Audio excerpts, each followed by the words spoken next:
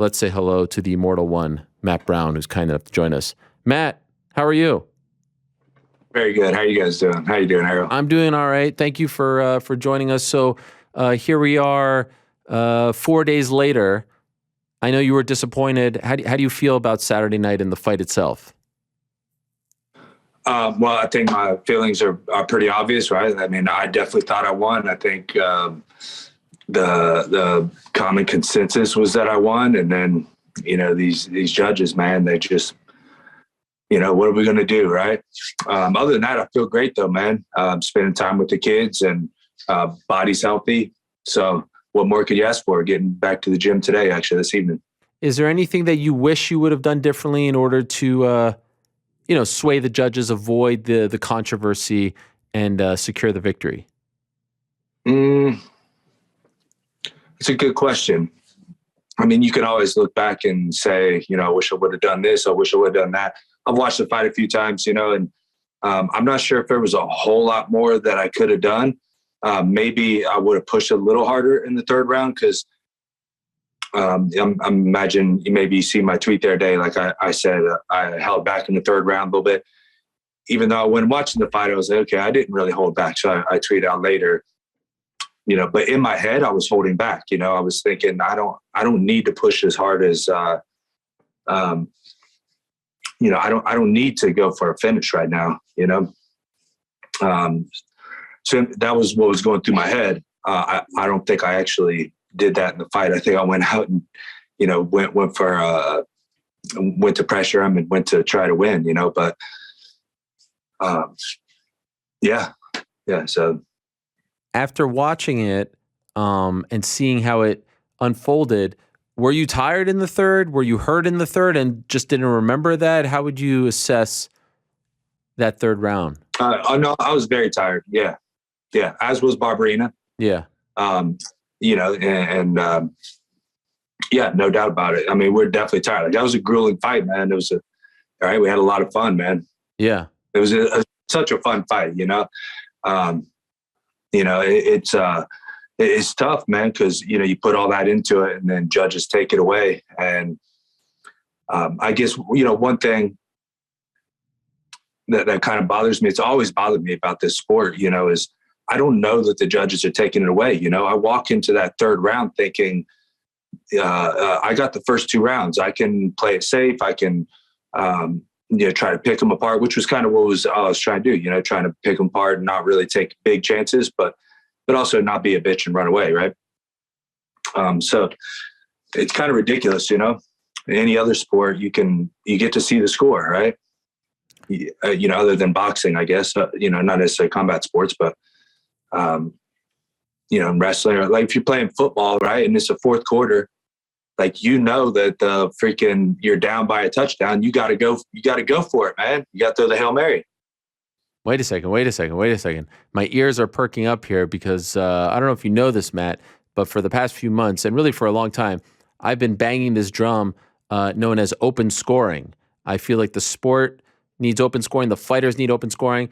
And quite frankly, if I'm being honest, I feel like I'm on an island in terms of the media and the fans. No one seems to agree with me. However, every time I have a fighter on or a manager or a promoter on, even in boxing, they're all in favor of it. Are you saying right now that you too are in favor of open scoring? Oh, 100%. That's kind of what I'm getting at without, being too obvious, I guess. No, I mean, be obvious. Yeah. We need this. It's crazy. You guys don't know where you stand, like in no other sport. And the excuse that I get is, oh, it'll ruin the fight, the entertainment. Who gives a crap? This is your livelihood. Yeah, that's a really foolish argument, If you watch wrestling, they know that when they're down. Now, I would also be in favor of some other things, like maybe stalling, like they do in wrestling. Like, you can't just run the entire third round if you're up, but again, that gets very subjective. But as subjective as the scoring is already, as we've seen in my fight, which, everybody can make their own opinion about it, but it's obvious that the fight was very close and neither one of us knew where we truly stood. We were only going off our own intuition of where we stood. I thought it was very clear in my opinion, but obviously I was wrong, right? So that why should we not get to know where we stand? You actually bring up an amazing point that I haven't brought up. Because of the fact that the scoring is so subjective, you can actually make a case that more so than, say, in hockey or soccer or football, where you can literally count, okay, you scored, it's 1-0 you. This sport needs it even more because you never know where you stand. And the judges are so different in every single state and jurisdiction. You guys even deserve it more. And my suggestion is, tell me what you think. Maybe you don't need it after every round. And I would certainly be in favor of that. But if it's a 3-round fight, after round 2, you should know where you stand. And the idea that the guy who's down 2-0 isn't going to go for broke is crazy, right? And the guy who's up 2-0, you can have a system in place where you can penalize someone for stalling. In Japan, they had that back in the day. They used to have the yellow card. They still have it. It's very easy to rectify that. Which I don't like the stalling idea, but I'm just saying it is an idea. If that's really the concern, I don't think that's really the concern, though. I don't know what the concern is, to be honest. I don't know why they haven't already done it. It blows my mind. Again, like, it's a subjective score. You have no idea where you stand. So why isn't it just a thing? And I think it's the same in boxing, and if a guy's running the whole round, like just trying to stay away, maybe he gets a 10-8 round. Right. Now he just tied up because now he's going to a draw because he just ran the whole round. But I think there's a lot broken with the entire scoring system altogether. I mean, I've watched my fight a few times, and this is just one example. I've had a couple other fights that I'm very sure that I won a decision, but they gave it to the other guy. I don't know exactly what they're scoring. I can't. I've been in the sport for 20 years. I've been in the UFC 14 years now. Mm-hmm. I don't know exactly what they're scoring. I mean, like, I could win. For example, they gave the second round to Barberena. I won at least 4 minutes of that round. I think pretty unquestionably. He rocked me. At least looked like I was rocked. I don't remember being that rocked in the fight. He rocked me once and won maybe the last 10 seconds, maybe last minute. And they all gave him the round. But it's like, dude, I just did 4 minutes of work. Like, why are you giving him a round based off 1 minute? So I don't know what it is that they're scoring exactly. And of course I could look it up and read about it, which I have, but I don't know if they, I don't know if these guys understand the sport well enough. And I don't know if fighters are the right solution either. Fighters are very biased, and that's a difficult situation also. Okay, so let me ask you this, because this is the argument everyone always brings up. If you were up 2-0 in that round, let's say it was open scoring in Ohio, and you find out going into the third you're up 2-0, how would you fight that third round, knowing that you're up 2-0? Well, I believe that I was up 2-0, so I may not have fought any different, because I don't know if my mind can fight different. Right. That's just natural for me. But I got to think that I would have, been a little more picky with my shots. Like, there was still a little question, like, okay, maybe I'm not up 2 rounds. But again, I think that's kind of my natural fight style. But, I think I would have been a little more picky with everything. I certainly wouldn't have thrown down at the end.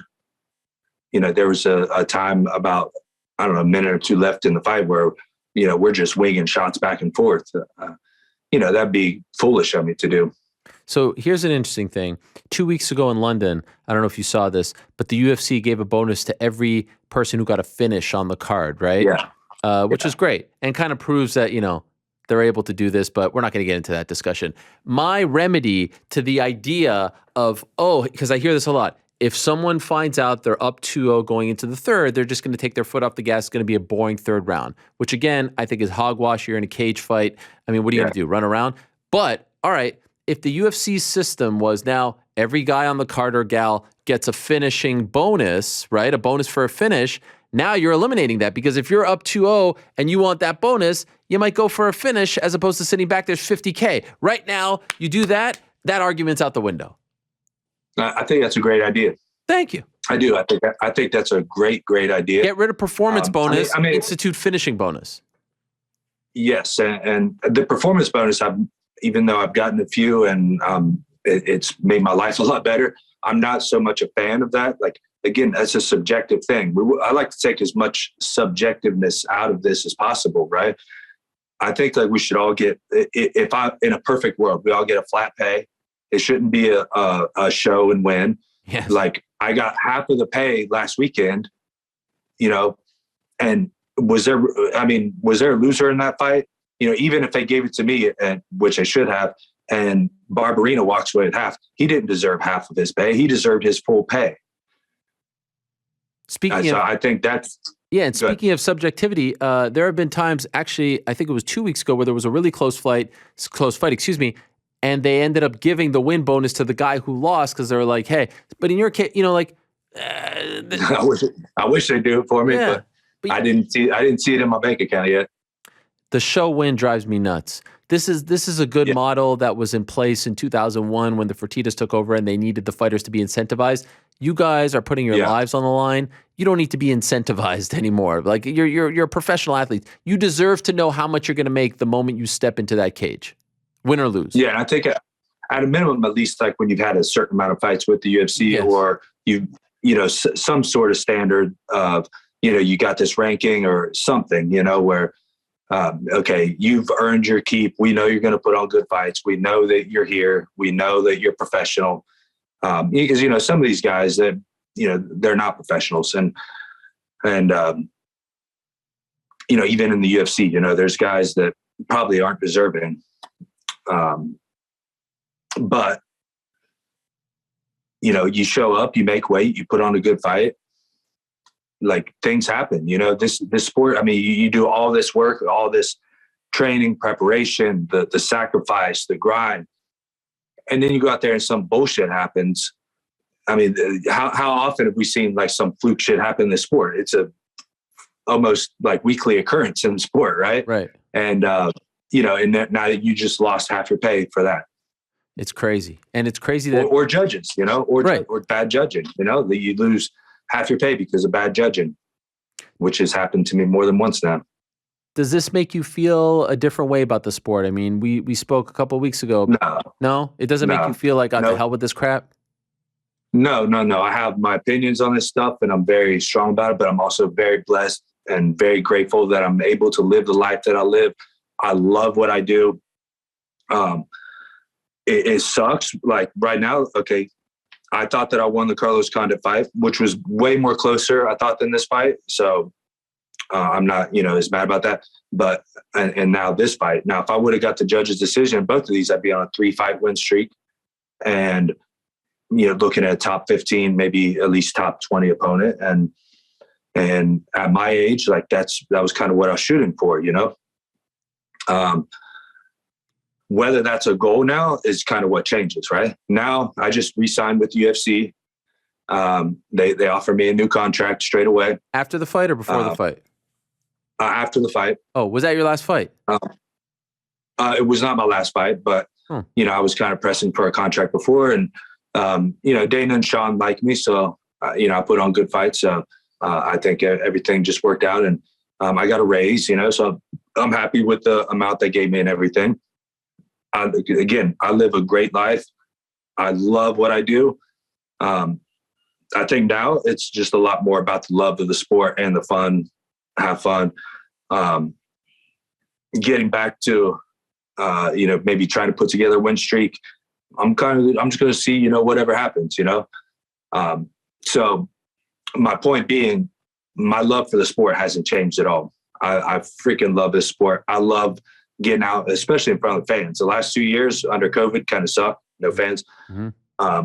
But being back in front of the fans, I mean, bro, this is the most glorious thing on this planet, man. And anyone who hasn't experienced it, I can't explain. I can't put in words what it feels like. And I'm very blessed and grateful to be able to experience it in my life. That fight on Saturday, tougher pill to swallow because it was in Ohio, and you always want to win at home, or not matter? No, it doesn't change. All right. There's, throughout my career, I've had some tough pills to swallow. I've had ups and downs, lots and lots of injuries, this and that. And look, I know how to deal with this stuff. And I wake up on Sunday. My kids are here. They love me. I have a nice house. I live a good life. I keep it up, man. And I keep my head up. Don't let it get me down. Don't let it bother me. Move forward, man. I'm a warrior through and through at the heart. And that's what I live for, is the battle. Do you think that, Brian mentioned afterwards, they will, he said like he was on the last fight of his deal, and if he didn't get a new deal, he was going to retire, which is a huge statement to make. Do you think that they'll keep him around? No, I freaking hope so, man. He's a great guy for sure. All the respect in the world to that guy. And he can't put on a fight like that and not re-sign a new deal, right? Right. I mean, not to blow my own horn, but that was a hell of a fight, I think, man. I watched it a couple of times. Like that was a hell of a fight. And he put on a hell of a fight. And I think that's one of those fights where if we had the open scoring, it could have been even better of a fight, to be honest. I mean, he would have came even harder. That guy's a warrior, man. He was going to come, balls out. So imagine if he was down 2 rounds and he knew it going into the third. Or imagine if we knew what the judges scored, which was junk, but we're 1-1 going into the third. Oh my God. It would have been even crazier, so there's, I don't doubt that there would be a guy stalling occasionally. I don't doubt it. And again, if it became a big problem, maybe you find a solution. I think, you had a good solution. Thank you. We've discussed some different solutions, and I think that could be a matter of discussion in the future. But currently we don't even know. Right. But what we do know is that guys walk into third rounds of fights not knowing where they stand.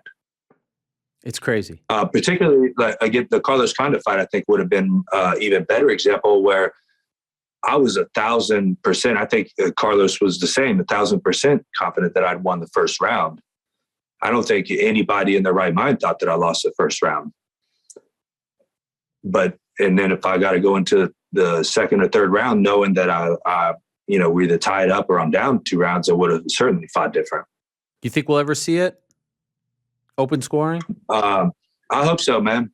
These commissions are a bunch of dinosaurs, man. So it's hard to say, maybe when the next generation of commissioners start coming in, I think, there's there's a lot of changes that could be made and need to be made.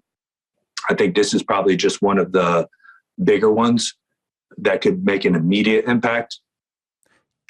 I hear people saying, oh, well, then you should tell your corner to do a better job of telling you who's up or down. But again, stupid argument, because we don't know what they're scoring. It's all subjective. Yeah, my corner told me I was up 2 rounds. Right. You mad at them? No, they were right. The judges were wrong. Right. Not my corner. I understand you were fighting with a heavy heart on Saturday. Can you tell us about that? Yeah. My man, Louie Simmons, man. One of my idols and one of the greatest people in the world. I recommend his book, The Iron Samurai. Check that out, man. He's, I've known him before I was in the UFC, legend of the strength game. Everything, whether you're a high school athlete, whether you're going to the recreational athlete, going to LA Fitness, doing your thing, you're doing things that came from Louie Simmons in some capacity. There's no doubt about it. He changed the strength game in the world, in America at least, more than anyone in history. And maybe some people don't know, but I'm a huge strength and conditioning guy. Like I was a personal trainer before I was in the UFC, and I've studied it for many years. And to have access and be friends with someone like Louie was like a dream come true. There's people that can't believe that I know Louie. How'd you meet him? Well, funny enough, his gym was free, so it's a invite only gym, Westside Barbell. It was right down the street from my house. I had no idea what it was or anything, but I knew that I could go there for free because I had a friend that went there. No one told me what it was, but I just went there and was training, and I was like, well, no wonder it's free. It's like this dirty, grungy old, piece of crap gym, and it was probably, I don't know, maybe a year or two later when I started realizing where I was. I had no idea where I was or anything. So it was just a friend introduced me there. And then when I kind of started realizing what Westside Barbell was, because I was a personal trainer before that. And to me, what the science was and strength and conditioning was the ACE manuals or the NSCA, things like this, the National Strength and Conditioning Association, things like that. I didn't realize that everything started with Louie Simmons. But walking in that gym, man, and was a life changer for me. A lot of the intensity that I bring to the octagon, a lot of the mentality that I have, all comes from Louie Simmons, who's the greatest coach in history, and just a savage man from top to bottom, through and through, until the day that he died. And when did he pass? It was last week, right before day or two before I fought. Damn. How did that affect you, like going into Saturday? It didn't. No, it didn't affect me in the fight at all. Okay. Yeah. No,